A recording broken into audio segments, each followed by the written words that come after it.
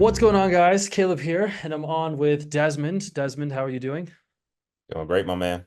Glad to be Glad here. to hear. Yeah, hard not to. So you're here today, or we're doing this video today because you have somehow managed to close two deals this week. It's been a moment since you've joined FSC, and so today we're going to talk about your story, your experience, and really everything that led up to the two deals closing. And these are some pretty sweet companies too. We can talk about the niche. We're going to keep the names anonymous just so you guys don't go out there, poach or interfere or swipe any IP. Obviously the money's in the nuances.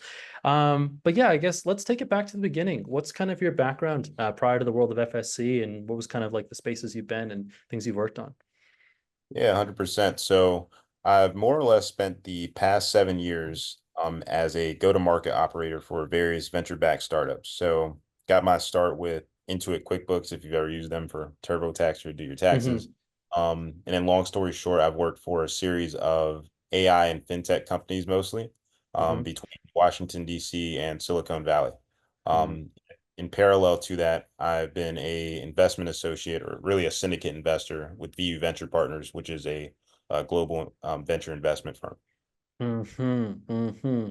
So coming from the world of like more conventional business, definitely, up there in the elite as far as professionalism and things go, not quite like the info coaching consulting. How many years of kind of like sales experience would you say that you kind of had prior leading up to this?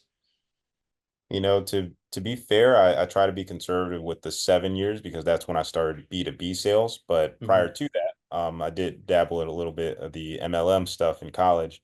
So Hmm. you could say a decade. Hmm. Hmm. Now, where were you at right prior to FSC, just like kind of in life and career?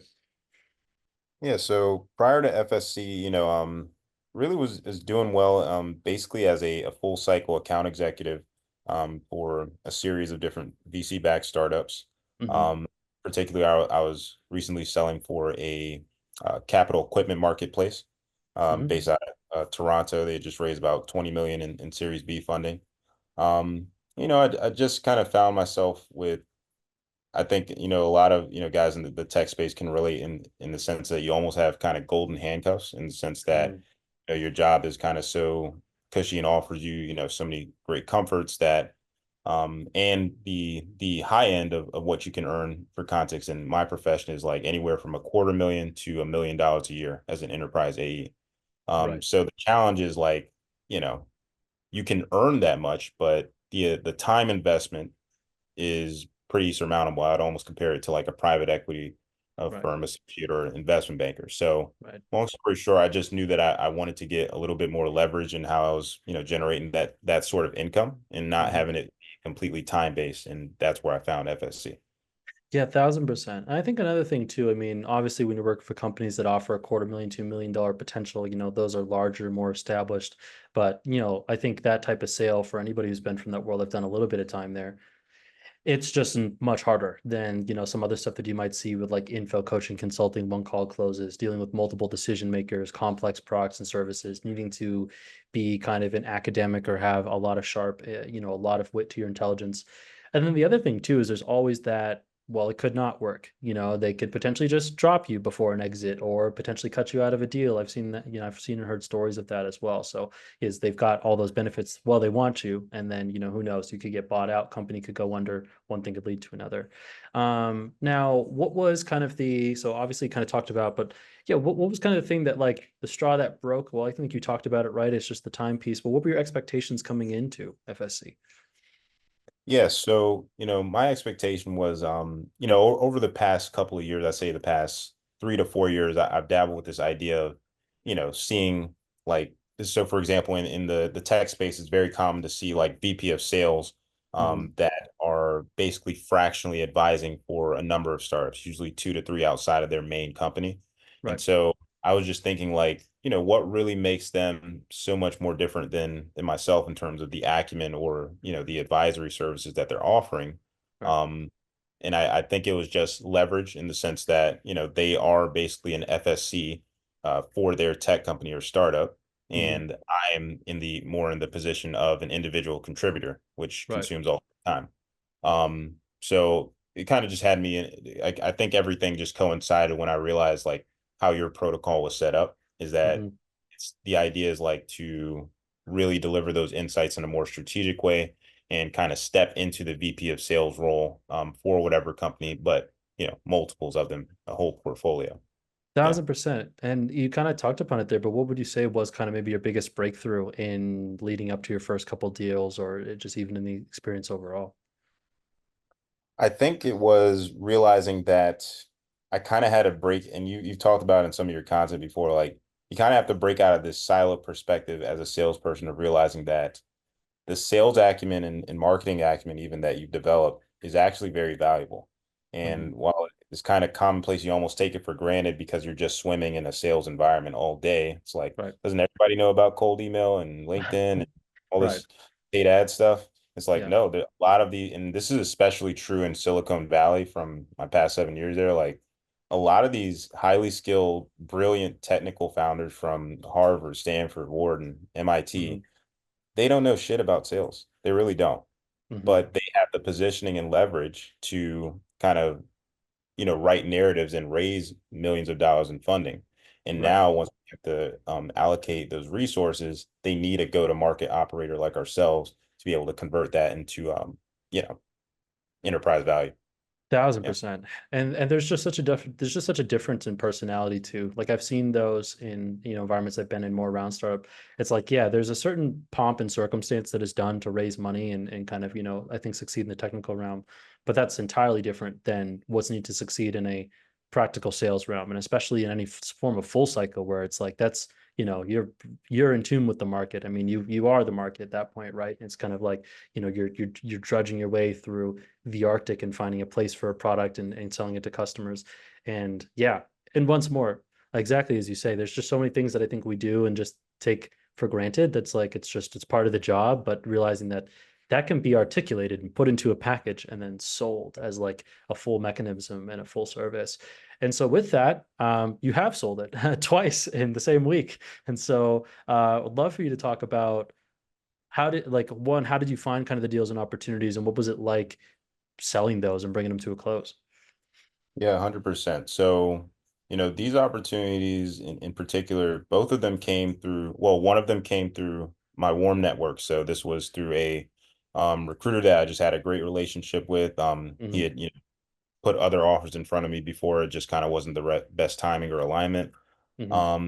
And the other one was just through LinkedIn DMs and outreach. Hmm. And that LinkedIn outreach was premised upon kind of our experience audit, where you tell us to Hmm. kind of like download your brain and think of, what transformations or mechanisms you've used to give companies success in the past, and then Hmm. align that with your interests, and then try to map that to, the people that you target Right. online. Yeah. So that's basically what I did. I basically boiled it down to like I want to work for AI founders because I have a genuine interest in, scaling generative AI companies. Hmm. Um, and lo and behold, I found a uh, Egyptian-based venture studio backed by a $40 million investment fund, and here we are. Yeah. I was gonna say, talk about spot on. And Venture Studio, you didn't say, but also in AI coincidentally evolved that, right? So couldn't have Mhm. been a better fit. And yeah, also how was it selling FSC to them? I think that's a question that people get really common is like they can't quite see how like they can position themselves and sell them. Like you talk about there being the VP of sales and being a salesperson, there's this gray area of like, well, how do I get them to buy in on me doing that? So what were those conversations like? Was it yeah, what was those conversations like and bringing that to a close? Yeah, I think in general the conversation is just a lot of it is about executive presence and being, very very honest and straightforward about, how your experience is unique in comparison to like maybe a standard or typical salesperson. Mhm. So, one thing, and maybe you guys have, slapped me on the wrist about it, is I'm not opposed to like just, clicking on the standard like, job interview template of like, LinkedIn Easy Apply, or even Mhm. on Wellfound or AngelList, like just Right. directly applying. I found that some of my best like kind of consulting gigs have come from converting that initial conversation about being an individual contributor Mhm. into a more of an expanded engagement. It's hit or miss, but Mhm. it worked in this case where, you know, they initially were scoping me as like an SDR and AE, Right. and were able to expand the conversation, especially through sharing, the protocol, like, hey, I can generate a lot more value for you if you want to get a bit more strategic here. And I Right. think if you're speaking, specifically when you're speaking directly to the founder and not like a hiring manager, that works Mhm. well. That lands well. 1000%. I mean, Oliver, actually, another one of our students, his video soon to publish. Similar thing. That's a good way to get your foot in the door. And once more, the key is it doesn't really matter how you get the attention. Obviously, I prefer to kind of come in from the side or find like another way into them where you're not put maybe in that frame. But value, real recognizes real. When you come into those conversations with that frame of, what you're looking for in that offer, knowing how to position yourself and posture yourself. And I think, like you had said too, you said it really humbly, but you ticked all the boxes well in excess of what they were looking for in terms of capacity, capability, where the value is so clear that it's like, well, what do we need to do to bring this guy in? And this is where you can come in with an ask and be able to work those to, where you might like it to be. So across your two clients, no, it's not, yeah, across your two clients now, where would you say you're pitted in terms of, I guess monthly, what you're able to make? Yeah, yeah. So, overall it's basically when the smoke clears, it'll be $6,500 on the Hmm. retainer side. And then Hmm. with rev share, more or less I'm getting about 10 to 20 points on whatever I bring in. Yeah. Hmm. Hmm. Yeah. Solid. And yeah, these are just two of many. And so I'd say now that you've got the first two underway and it's in the process of kind of like, I think preparing for takeoff, Yeah. what do you see is next? What comes over the horizon?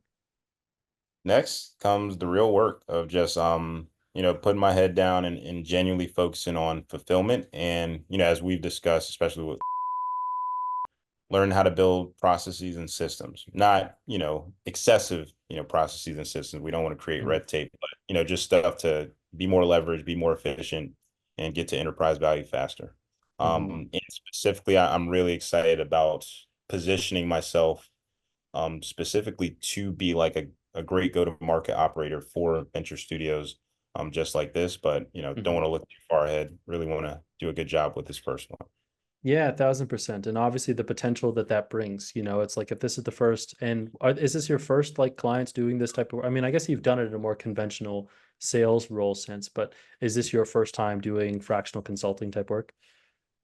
The way that you have articulated in your protocol, yes. I have done definitely some consulting arrangements similar to this before, but Mhm. with your protocol of like really having it laid out from start to finish, like what the transformation is, this is definitely my first time doing that. Yeah. Okay. Yeah. Well, true. Cool. Cool. Cool. Well, so yeah, I'd say there you go, everybody. You heard it here first. And I mean, I'd say you smashed it through the whole process. I think not only being engaged, but I think just trusting the process and giving time the time and space that it needs. And outside of this too, I mean, you've also got other deals. I don't know if you want to speak to those as well. These are just the two that happen to close, but you've got like Yeah. three others in orbit right around you, and you're still thinking of going out to the market to get more. Yeah, yeah, absolutely. There's a couple other good ones that I'm super interested in, be highly motivated to get started with them. And I guess if I can speak to anything meaningful on that, it's just about nurturing those relationships and genuinely being detached. And that's Mhm. easier said than done, especially on the detachment part. Mhm. Um, you kind of have to have a healthy appreciation for the fact that like, you're not the only cute girl in the room.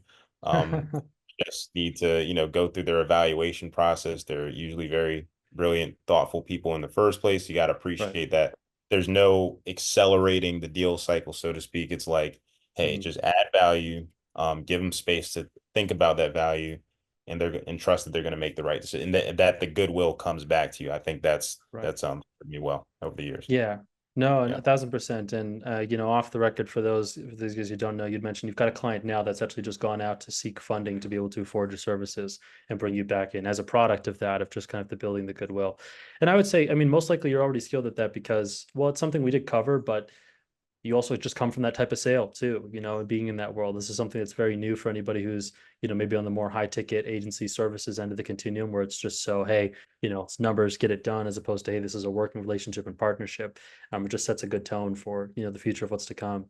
Well, so what would you say for anybody who's a skeptic who's watching this right now, thinking, okay, maybe they got off a call. It's like, I don't know about this. This sound, I don't know if this is legit. I don't know if Caleb's someone to work with, if FSC is really viable. What would you say for anyone who's, uncertain or a doubter?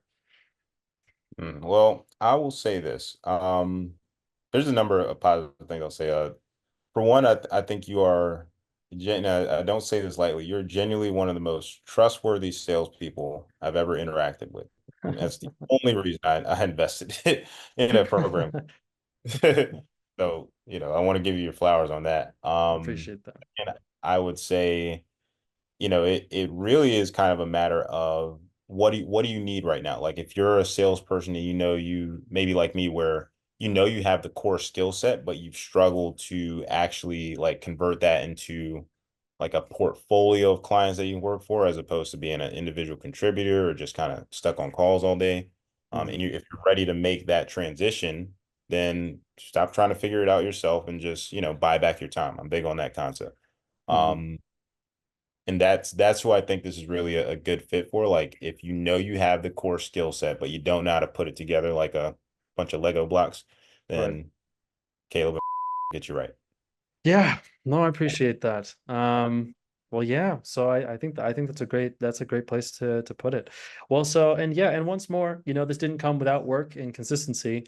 I will say too, for a lot of people who are curious about, is this a 40-hour week, a 50-hour week engagement? I mean, you were still doing this. If you guys check out Desmond on Instagram, he's definitely someone who's worth the follow. But you're still living it up, having, being able to kind of visit other countries, still travel.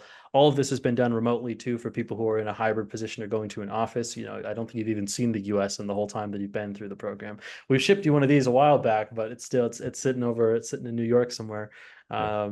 But yeah, so it is possible. And just like that, as you've heard today, I mean, that was your ideal client, someone who's a venture in AI, and you've got someone who happens to have a portfolio in venture in AI. And so get one client right, there's a couple others right there for you, right? So it's Yeah. just knowing how to move that and navigate through that. But yeah, Yeah. I would say any closing notes, things you want to say for the viewers might be watching. Um, I will say this too, maybe some of the OGs in the high ticket space can appreciate this. Like, I really feel like FSC is like a very minimalist like synthesis of what Nick Cosman was doing with sales process.io and growth consulting. Like you just cut Mhm. past a lot of the scientific or, off kilter stuff and just get Academia. the academia. Yeah. Exactly. You Yeah. just get the meat and potatoes. So I really appreciate that. 1,000%. And we're actually nearing building a V2 version of it that's even more condensed compared to what it was. That's just do this and don't do that to be able to get through it. But yeah, Yeah. with that, it's been a pleasure. So if you guys are watching this and you're curious to learn more about FSC, then click the link down below or somewhere around where this video is and set up a time to speak with myself or my team, depending on the scale that we're at. For the most part, it's me. And we'll be sure to take care of you and help you understand really what comes next. If you're in the golden handcuffs of the corporate world and are looking for a platform to get out, utilize your skills, realize your value on your own, then yeah, we're here for you. And Desmond's living proof of it. With that, it's been a good one, and I'll see you guys on the next one. Cheers.